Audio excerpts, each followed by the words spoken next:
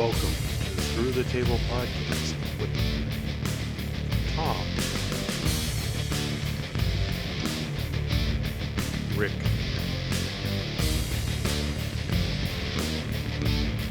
Russ, JL, and Brock.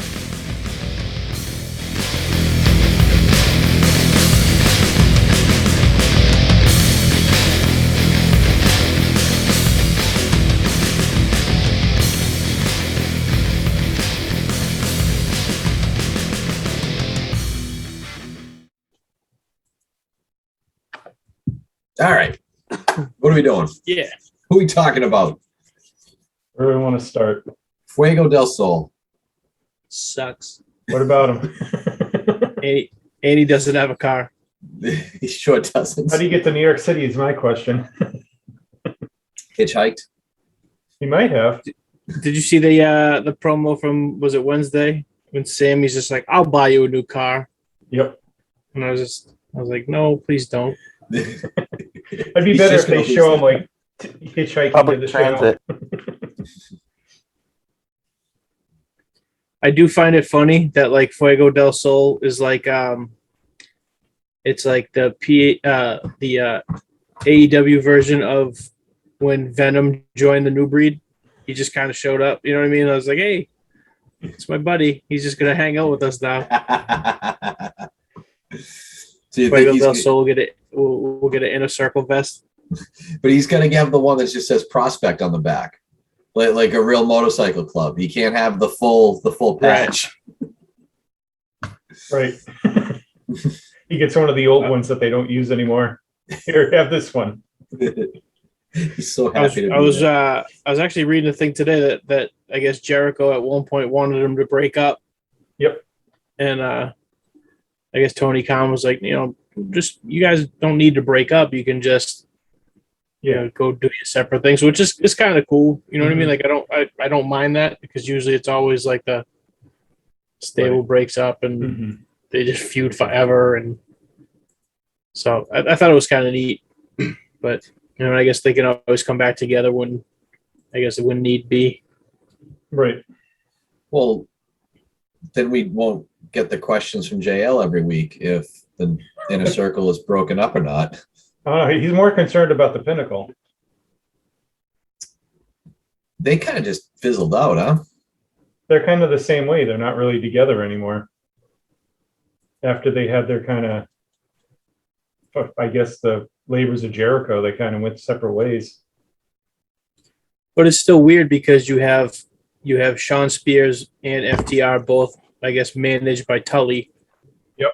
But then you have MJF just come out with Wardlow, and if I think, what was it, that 6-man they did a few weeks back, the FTR and Sean Spears, they came out to the Pinnacle. Oh, did they? Theme and Okay. music video or whatever, yeah. But it's kind of cool that, like I said, it's not always, they don't always have to like cram stables down our throats, even though that's what it seemed like they were doing They were way too many. for a while, yeah. Yeah, let them stay together, but not be together all the time. You don't have Right. to always be 5 guys out there all at the same time. There's no reason Horseman for did it. that for a while. Right. They kind of went their separate ways, but not really went their separate ways. They were like, they never actually broke up. They would come Right. back when they needed to. Yeah, Not everything has to end in a confrontation. Mhm. I get it's wrestling because it's supposed to, but not everything absolutely has to be a confrontation either. If you have a group that works, but maybe it's kind of stale, just kind of have them do their own thing. Come back when you need them again. Right. Yeah, the Avengers assemble when they need to, but they're not always together. Yeah. makes sense. Exactly. Nice to see, by the way, that Jake Hager hasn't fixed that lisp yet. I want a promo between him and Cody. Oh, no. I don't want to see him fight. No, but I just want a promo with each other.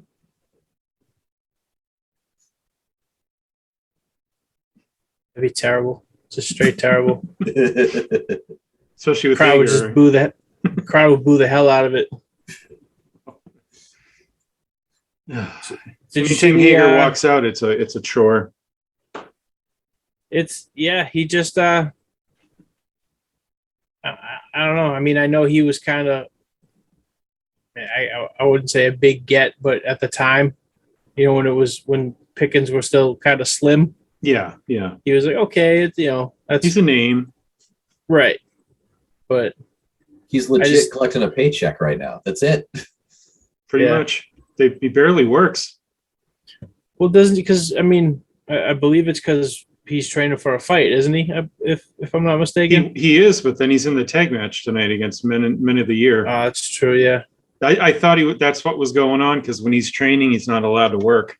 That's part of his contract. But unless he doesn't actually do anything in the match, I don't know. I haven't seen it yet, obviously. He could do a couple of spots and that's it. I don't know. Right. But yeah, no, he's supposed to. I think he had a fight. What is it? End of October or something like that? I thought so. Yeah. Yeah. Unless it got canceled. I don't know. I don't keep track of it.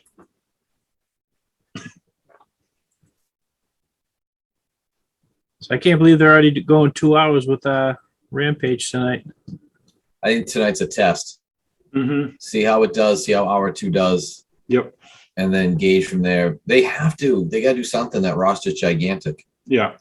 Yeah. There's too many guys not to. But Now, obviously, if it tests low, they kind of can. Sorry, I didn't mean to cut you off. Oh, no. They're happy with the numbers, even though the numbers have only been like high 600s for, viewers. They're happy with the numbers because usually they only get about 200, 300 at most.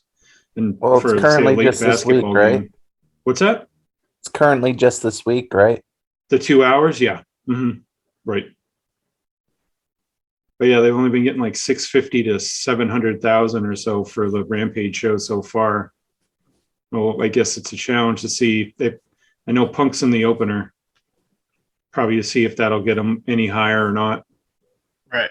And the lights out match is the closing match. Which I'll be watching tomorrow because I definitely don't see me staying up till midnight to finish that match. I got to be up at 5:30 tomorrow, so Right, I hear you. Yeah. be DVRing that bad boy. But I like that they're only putting 5 matches out there, so they give each match gets enough time for it. You're not cramming like 9 matches on the show, so you have like a 2-minute match for no reason. Making it a big show. At least they're giving them enough time for each match to make sense. And I'm wondering if they ever go live every week too. That's another thing. It's tough. Because they've done 2 live shows, and I think every other show has been taped now, and the numbers for the tape shows are lower. Not drastically lower, but enough that, if you want to know what the results are, it's not hard to find them. Right. That's the problem, and that started with Raw. Yep. Over 23 years ago. Right. Once the internet came about, once people started posting what the results of the tape shows were, Mm-hmm. you had to go live at that point. Yeah, exactly. The problem is that, say, for AEW, who doesn't have the spend that, say, Vince has, and Tony's got a ton of money, but doesn't have the live reputation that, say, Vince has. Mm-hmm. That's tough to do every week. Sure. And sometimes it's just easier to run a show on a Wednesday and tape everything and throw it out there Wednesday and Friday. But now you're going to lose your viewers. Because everyone's going to know what happens, unless there's something you want to see. Right. Mm-hmm.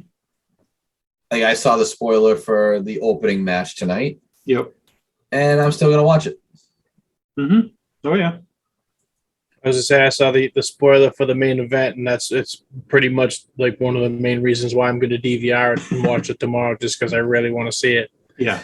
Mm-hmm. Yeah. Lots happened in that match. Yeah, it'd be awesome. I can't wait.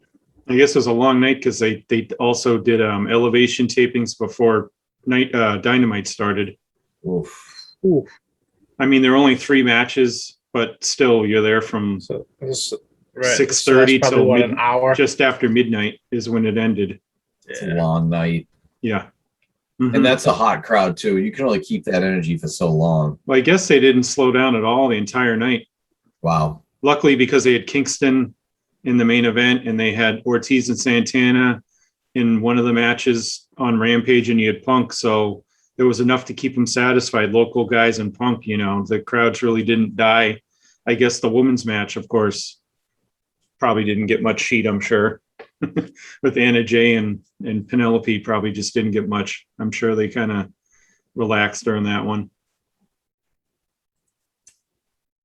Usually what happens. That's why I used to, Triple H used to like to have the women's match before the title match. Mm-hmm. Let everyone get their bathroom break out of the way before the main event. Right, exactly. Same thing. You can, you know, and if whatever reason they're going over time, who cares? Just cut the women's match and, you know, call it a day. Yep. Well, that's one good thing with the tape show is you can kind of see how the lineup's going. I'm sure they probably trimmed stuff out of that match if they trimmed anything. Might not have had to. No, right. Well, you know, when you're taping it, you can say, all right, this is how much time we have left. As you go on, they might have had a few breaks between the match and not just go right out there with the next match right off the bat, just to see what the timing was. I used to love that with WWF, not WWE, but WWF TV tapings back in the day. Yep. When the match would be what felt like 5 minutes, and then you watch it on TV and it was probably about 3. Yeah. And you know that you saw more than what was on TV. Oh, yeah. And every now and again, they would redo a couple of moves because the jobber that they were using kind of messed it up. Yeah, those are great when they'd come out an hour later and reshoot like a portion of the match, and you're like, what? Or they cut the whole promo and do the whole match over again, and you're like, but we just saw this. For a business at that time so dedicated to protecting kayfabe, boy, do they sure let it out there. Oh yeah. It's like the old worldwide tapings for WCW when they tape like 6 months ahead of time, and you'd see like 8 guys with the TV title. Yep. And you're like, oh, okay, it'll be interesting to see how he gets it. Wait, Luger has it now. How does he get it from who? Like, you know, there's a debate to see how they got to it. 6 degrees of Lex Luger. Right. Thank you for watching part 1 of Through the Table podcast number 17. Part 2 will be available very shortly. Thank you for watching.